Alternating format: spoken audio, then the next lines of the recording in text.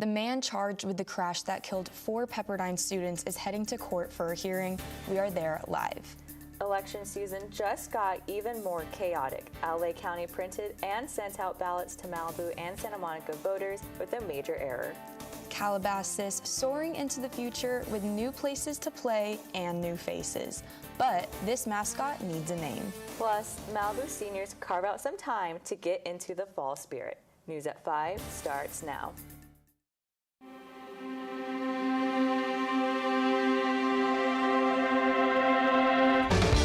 Malibu's only live newscast. This is NewsWaves 32, live.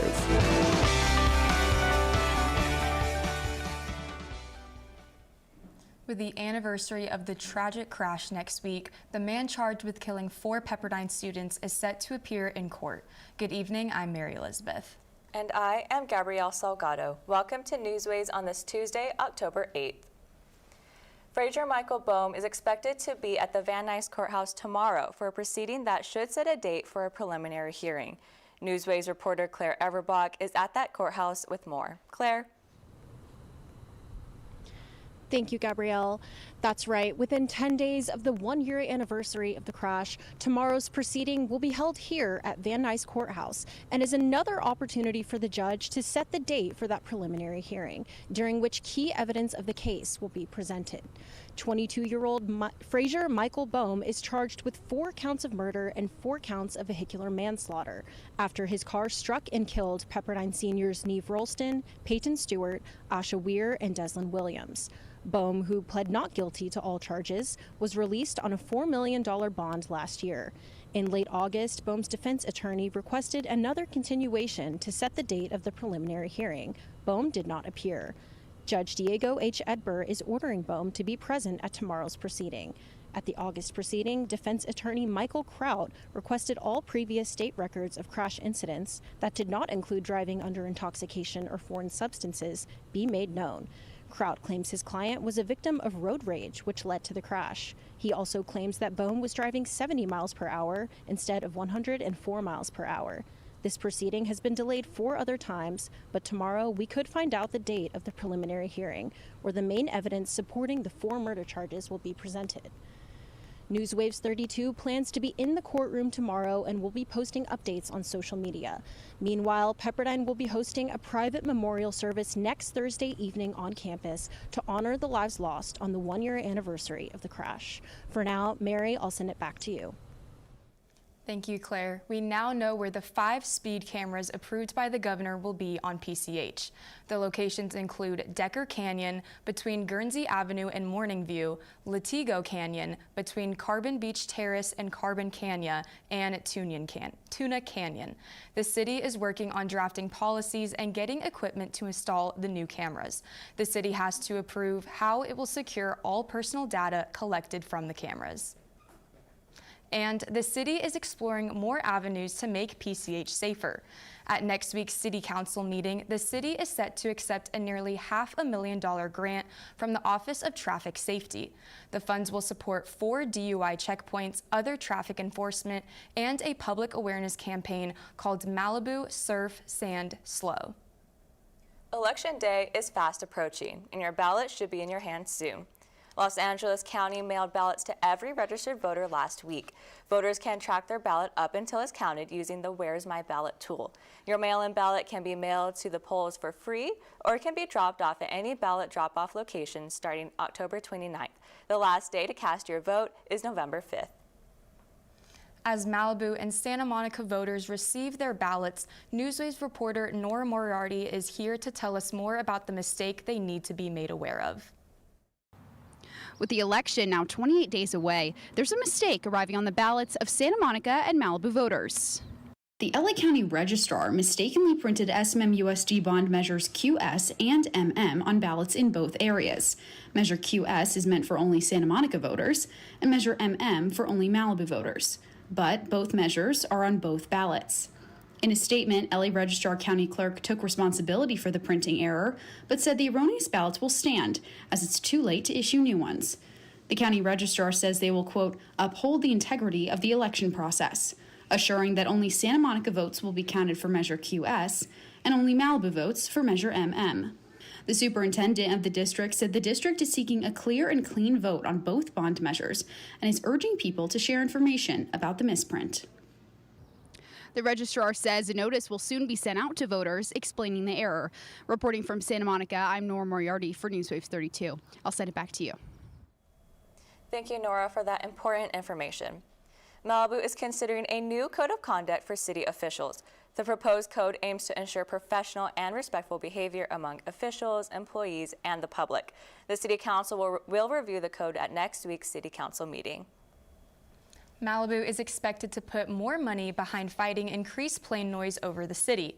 Since 2017, when the FAA implemented the Next Gen program, take a look at how much flight traffic from LAX increased over the city. The city has since been fighting the new flight paths all the way up to the 9th Circuit Court of Appeals. But the FAA has not taken action.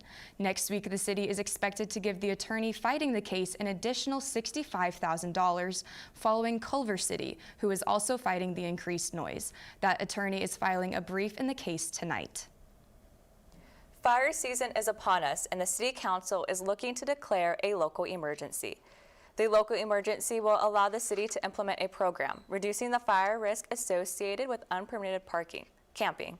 If approved, the LA Sheriff's Department and the Malibu Outreach Team will have the ability to clear unpermitted parking in high fire risk areas and offer resources for relocation. And just in time for wildfire season, after 6 years, Malibu's emergency operation plan is set to be updated. The new dangerous spots the city plans to address. Plus, the Calabasas community unites around a new playground that is made for everyone to enjoy. And Malibu Seniors show you're never too old to get in on the spooky season spirit. Stick with us.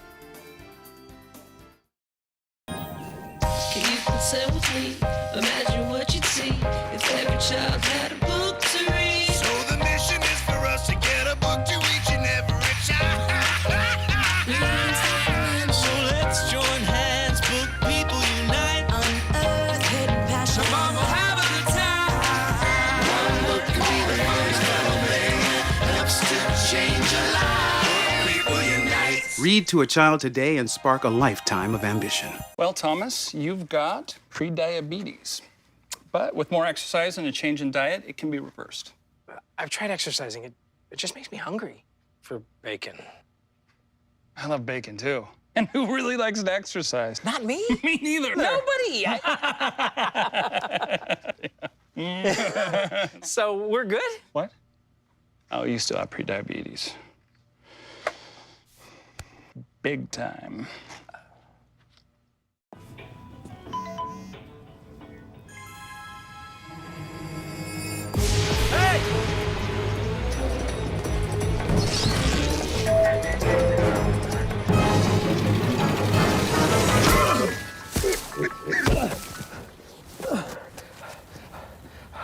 So, same time next week? Well, of course. Put away a few bucks, feel like $1 million. For free tips to help you save, go to Feed the Pig.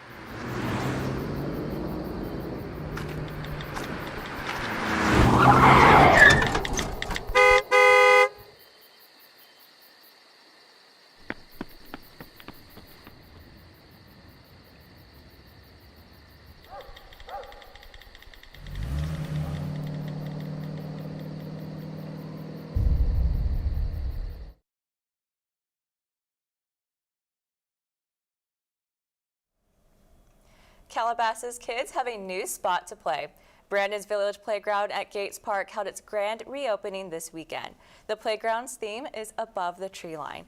The upgrade includes new play structures, a sand area, and a trike zone for creative play. The playground also now has new fencing to ensure safety and security. Attendees at the grand opening also had the opportunity to meet the city's new mascot, a red-tailed hawk. Keep an eye out for a naming competition later this week on the city's social media accounts. And there's an extra way for hikers and park visitors in Malibu to call for help. Emergency call boxes have now been installed at Charmley Wilderness Park and Trancas Canyon Park. In case of a dead phone or spotty cell reception, these call boxes will provide a vital link to emergency services. In the event of an emergency, simply push the button to dial 911. The Malibu City Council is set to approve an updated emergency operations plan. Last updated in 2018, the emergency operations plan is an outline of how the city responds in the case of an emergency. The 2024 plan will include an updated section on pandemics and evacuation procedures, as well as what to do in the case of an active threat. These additions are expected to be finalized by the end of this year. Wildfire danger has been top of mind with all this heat. The city will get a presentation on the outlook of the 2024 fire season next week. Yes, but Lauren, it seems that Malibu is really escaping this heat because the fog just keeps rolling in. It does keep rolling in. I think the fog advisory should be done now, though, but we're looking for some pretty good days coming up. They're going to be starting a little cloudy, but sun is going to come out, so thank goodness for that. While other areas have been facing record heat, Malibu and the Pacific Palisades and Santa Monica area has been blanketed in fog, with Malibu starting off today with a dense fog advisory. So cloudy. But weather-wise, we are keeping all eyes on Hurricane Milton. Hurricane Milton is now a Category 5 hurricane and is supposed to reach Florida by tomorrow morning.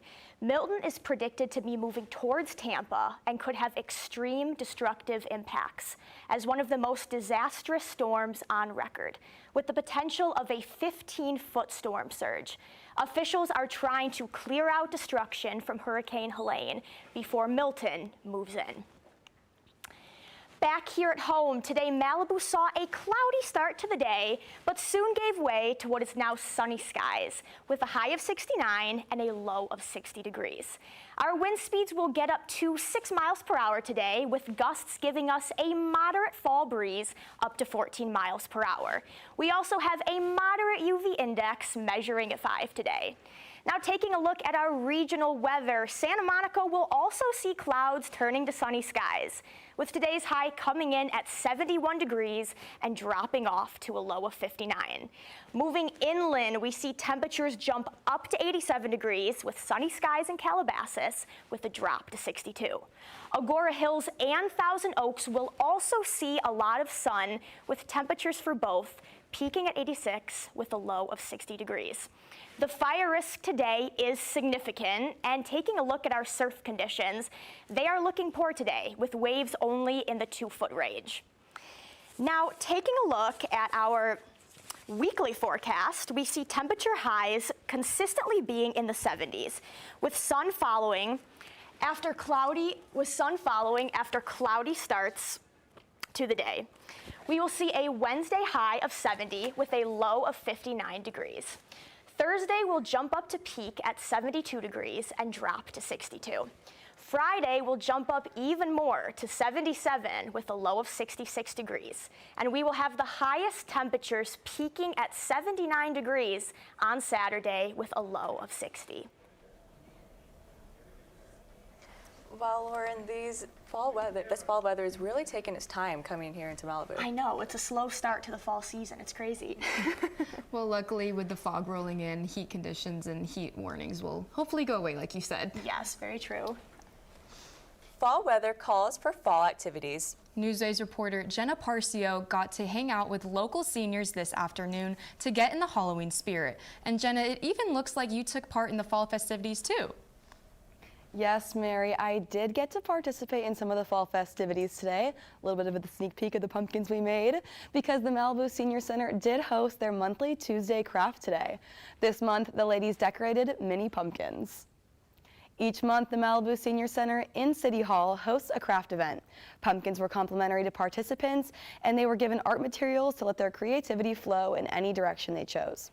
Some of the ladies got crafty with pipe cleaners, and others painted their entire pumpkin or even drew a face. This time of the month is special to the ladies for a number of reasons. The regularity of it is very nice for seniors who are retired, and everybody just wants to be light and loose and just enjoy themselves. These events are open to the public for anyone ages 55 and over, and the crafts take place in the multi-purpose room of Malibu City Hall. Next month, the Senior Center will be hosting a mason jar leaf decorating event. And like you said, Mary, I did get to decorate some pumpkins of my own today with the ladies. My pumpkin is representing Pepperdine, and my associate reporter, Sydney's pumpkin, is representing our very own NewsWaves 32. For information about how to participate in these senior center events, or maybe decorate some pumpkins of your own, follow along with City Hall's social media posts. Back to you guys at the desk. Thank you, Jenna. Still serving after all these years, meet the Malibu local who is an ace on the court. And bringing the German tradition to Santa Monica, a look into Oktoberfest 2024.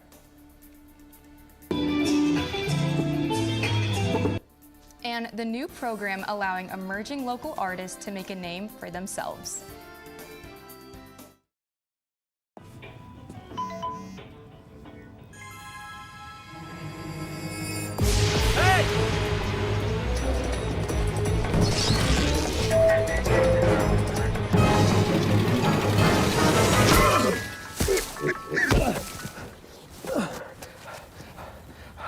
So, same time next week? Well, of course. Put away a few bucks, feel like $1 million. For free tips to help you save, go to Feed the Pig. Got a quarter?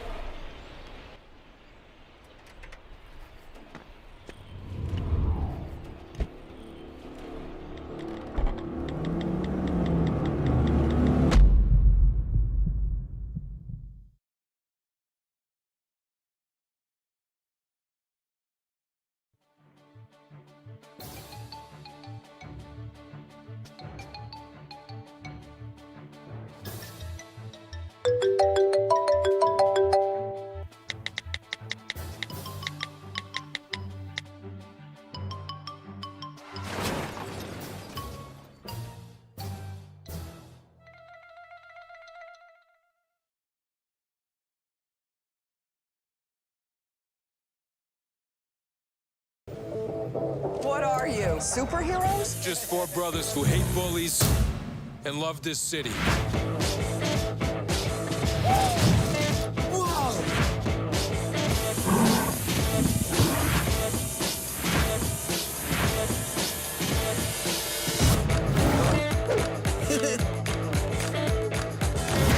Gear up, guys.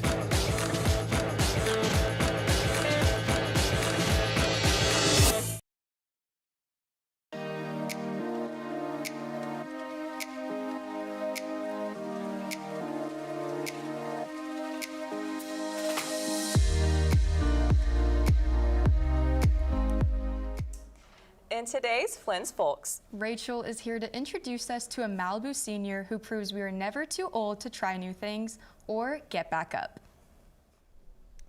This Malibu local is getting back in the game.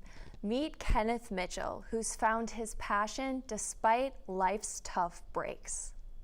So we help each other out. The Malibu Racket Club is Kenneth Mitchell's home away from home. He put down the golf clubs and picked up the tennis racket to play with resort wear designer Lily Pulitzer's grandsons 10 years ago. I really was thinking, this is going to be fun. I'm going to keep doing this. He credits the people at the Racket Club for getting him through the death of his wife.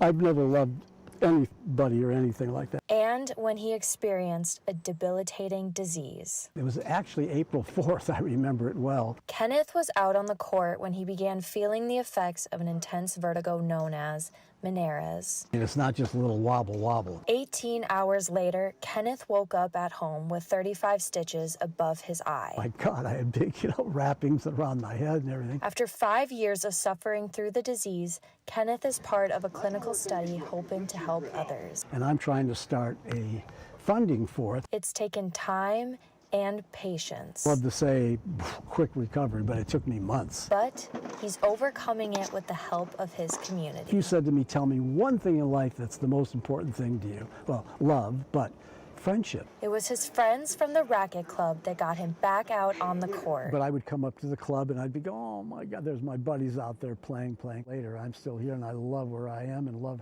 the little community. I'll be a terror on this court soon. So, there you go. Kenneth is back to playing tennis regularly and even says he runs on the beach twice a week. Well, Kenneth really does seem to be like such a true inspiration, and it's great to see how people cope with stresses of life in different ways, especially with being active. He's inspiring me to get back into running myself. Yeah, it's so nice to see him not only get back up emotionally, but physically. Munich comes to Santa Monica. Alexa is here with Oktoberfest and more in your entertainment news. Alexa, we are so happy to see you filling in for Viviana today. Hi, Mary. Thank you so much for having me today. Santa Monica's Oktoberfest exploded with a Bavarian bash of beer, bratwurst, and lederhosen fun.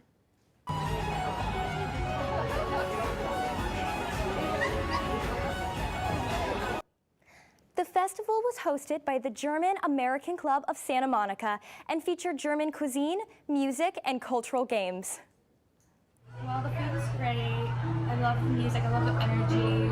It's been fun. Oktoberfest welcomed hundreds of guests from all over the Los Angeles area. Although the event was hosted by the German American Club of Santa Monica, they encouraged everyone from all backgrounds to join in on the festivities and have some German fun. Add the sounds of Santa Monica to your playlist. Don't you close your eyes, okay.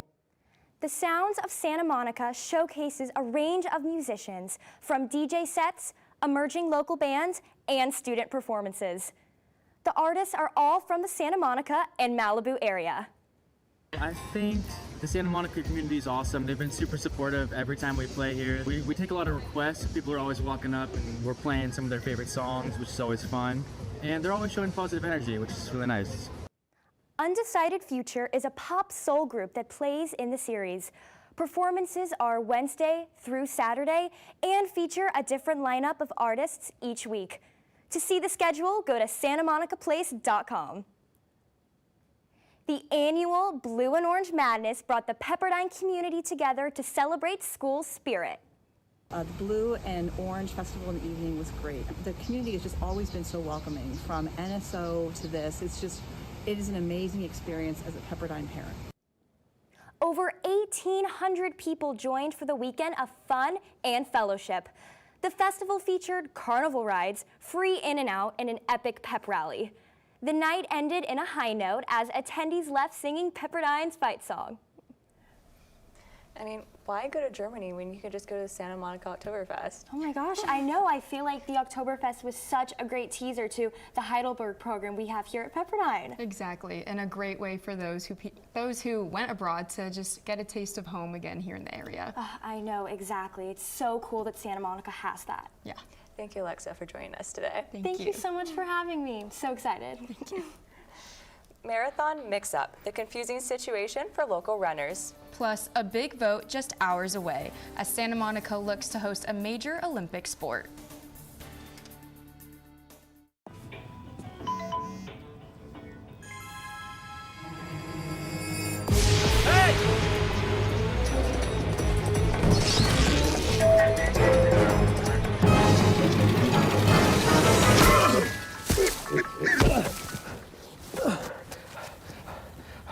So, same time next week?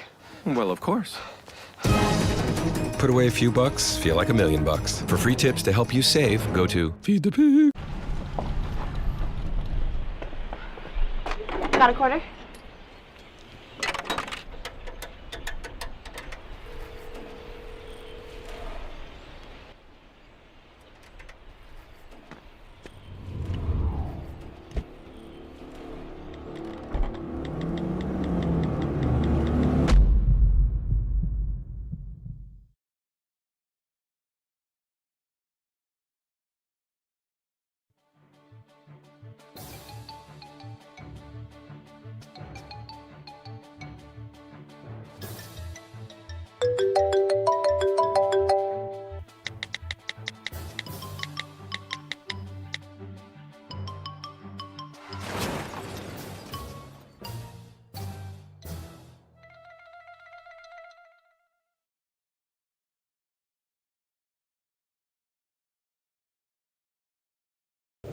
What are you, superheroes? Just four brothers who hate bullies and love this city.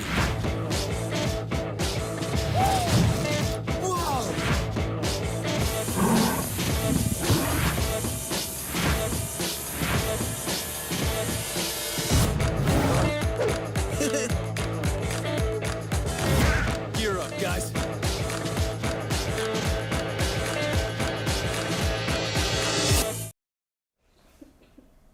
Welcome back. Athletes have their choice between marathons happening just weeks apart. First up is Run Malibu, which includes a 5K and a half marathon happening next Sunday. The race will take place in Ventura County between Point Mugu and Camarillo. 2 weekends later, the Malibu Moves Marathon, authorized by the city, will take place at Zuma Beach, with both events raising funds for local charities. And there's a big vote happening in Santa Monica tonight for the 2028 Olympics. Nina is here with more on sports. Bump Set Stadium? The Los Angeles Olympic Organizing Committee is looking to build a 12,000-seat stadium in the city of Santa Monica in time for the 2028 Olympics. The stadium would cost Santa Monica taxpayers an estimated $15.5 million. A rough figure estimates the city will see almost $3 million if this goes through, estimating a net loss of $12 million. The Santa Monica City Council will vote on the issue tonight. And in Malibu sports, the Malibu Sharks got a huge home win against Vista Meridian for some Friday Night Lights action. Malibu beat their non-league opponent in a dominating 44-22 final score. Sophomore quarterback Sawyer Keegan led the offense with 293 yards and 2 touchdowns. Junior running back Tanner Keys rushed for 86 yards, had 34 receiving yards, and 3 touchdowns. Seniors anchored the defensive backfield with some big tackles and pass breakups to limit the visitors. Malibu returns to league play this Friday when they host Blair at 6 p.m. And the Northern LA Board Riders hosted their annual surf competition at Leo Carrillo State Park Beach this weekend. 5-point game 3. As we have some sets coming in out the back right now, people. The event was sponsored by many partners, including Tamarack Global, Val Surf, and Liquid Death Water. Duke's Malibu also catered a Hawaiian-style lunch for all competitors. John Wander, one of the co-founders and a competitor himself, said this branch of board riders has always been centered around the community. So that was really founded on the basis of creating local community competitive events. The event included surfers from County Line down to Venice, including downtown LA, the San Fernando Valley, and back up to Newbury Park. Surfers of all ages were invited to compete, from those under 10 years old to the more experienced Groms above 50. The weekend brought out families and many other community members to surf and support each other. Well, thank you, Nina, so much for giving us those stories. It really sounds like the past surf competition this week brought literally everyone into it. There were a lot of people there, including some tiny kids that were just excited to get out there on the water. Aw, even our little tiny tots. Big pumpkins and big prizes. Gourd growers competed in the Elk Grove Giant Pumpkin Festival this weekend. Farmers from all over the state brought their pumpkins to be weighed at the festival, some bringing multiple pumpkins to increase their chances of winning. The winning pumpkin weighed almost 2,000 pounds. The grand prize for the heftiest gourd was $7,000. Wow, Gabrielle, that is truly an insane, very large pumpkin. Definitely larger than Jenna's pumpkin from earlier. I know, very sad for that. I should have been entered in the competition. Anyway. Oh, 100%. That will do it for us this evening. NewsWaves will be off for the next 3 weeks for fall break here at Pepperdine and to get ready for Election Day. We will see you on November 5th for a full day and night of your election coverage. But before we go, we need to wish someone very special to our NewsWaves team a happy birthday. Sergio is our engineer who makes this live show truly possible. Happy birthday, Sergio, from the entire NewsWaves team. Have a great night, everyone.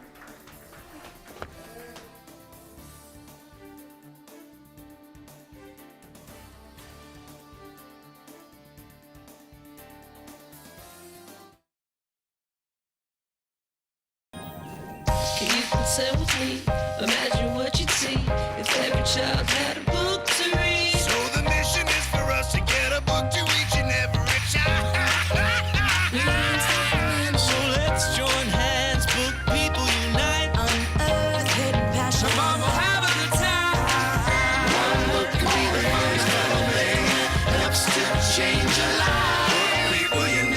Read to a child today and spark a lifetime of ambition. Well, Thomas, you've got prediabetes. But with more exercise and a change in diet, it can be reversed. I've tried exercising. It just makes me hungry for bacon. I love bacon, too. And who really likes to exercise? Not me. Me neither. Nobody. So we're good? What? Oh, you still have prediabetes. Big time.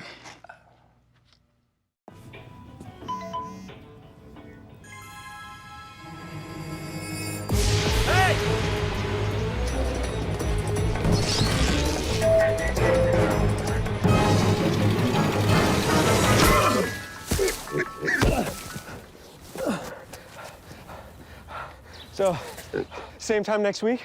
Well, of course. Put away a few bucks, feel like $1,000,000. For free tips to help you save, go to feedthepig.